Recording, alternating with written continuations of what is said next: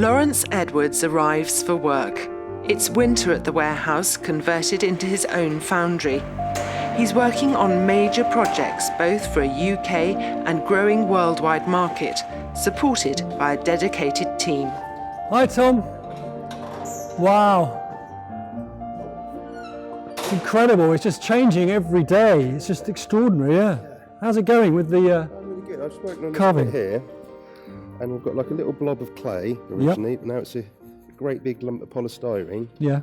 I was wondering how you felt about it, about how it's changed.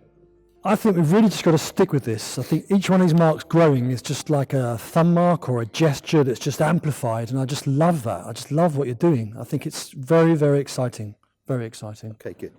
Sorry. Brilliant.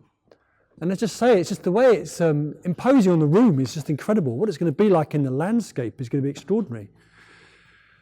It really is looking like this guy, isn't it? Extraordinary.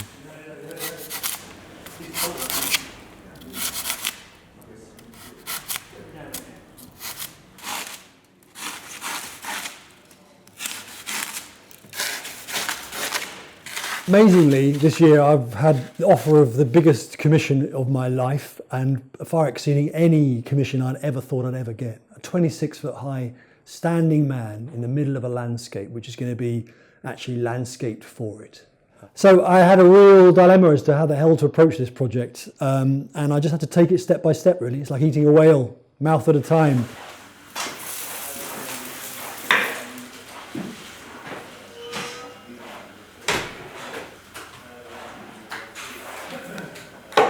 So the man will be stacked up and then over a steel armature, glued, and then we're going to start carving the figure with knives and wire brushes and stuff. And the numbers are really, really helpful because we get lost in the whole morass of polystyrene. You get a bit snowblind, you don't know where you are. And this process will take about 3 or 4 months.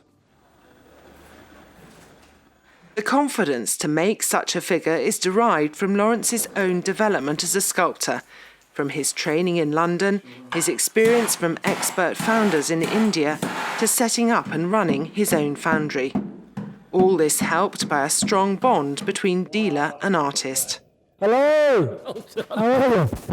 That is amazing. I know, it's incredible. Yeah, can't believe I it. saw photographs when it was, about 2 foot high, and now Yeah. look at it, 24 foot plus. Yeah, 26 foot.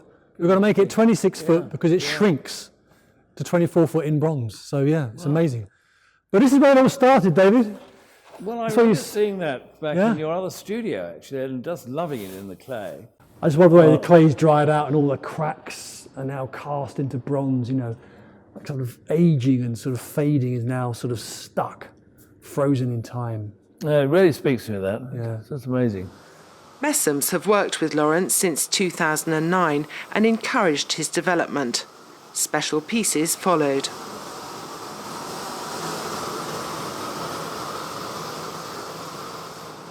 I wanted in this instant to create a head that was far, far bigger than me, almost the scale of an elephant's head, or maybe the scale of an elephant's head. I wanted to explore those cavities of like an elephant's skull, imagining our skull sort of scaled up, and then pummel it and beat it and really get physical with it, David Messum turned up one morning and saw it and said, crikey, that's, great, I want you to develop that,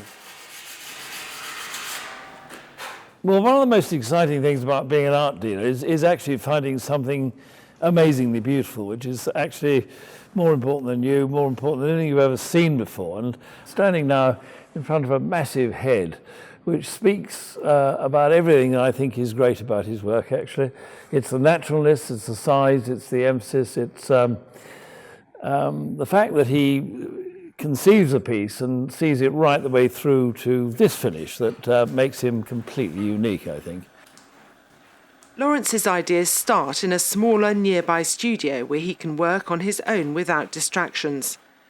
We've got a show coming up at Messum's. We're basically going to run kind of a large figure head next to a load of small maquettes.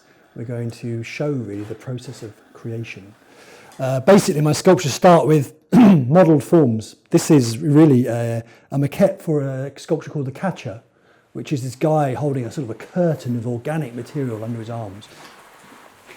Small wax maquettes lead to larger bronze figures and the bravery to upscale.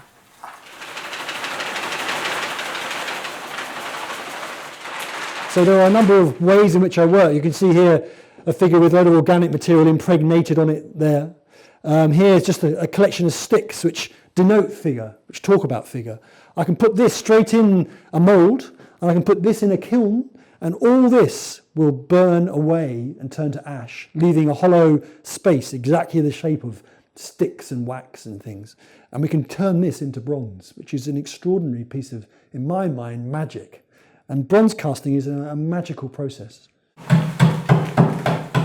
We're a great team in the foundry. It's a foundry we've built over the last 2 or 3 years with great expertise. And these guys are confident that we can pull this figure through. And I really need them. I need their help because this is way beyond my experience. Basically, we're going to have 70 sheets of bronze, which are going to be slowly welded together, cast and welded over the next 2 to 3 years. And we're like building a ship. All this is way beyond my experience, and so I'm very scared.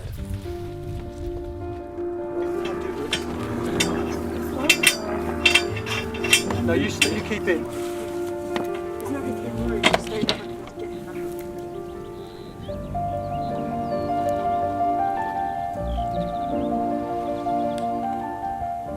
Laurence's figures emanate from his connection with his Suffolk surroundings. With Sutton Hoo nearby, it seemed appropriate to mock up a burial for this figure in the mudflats.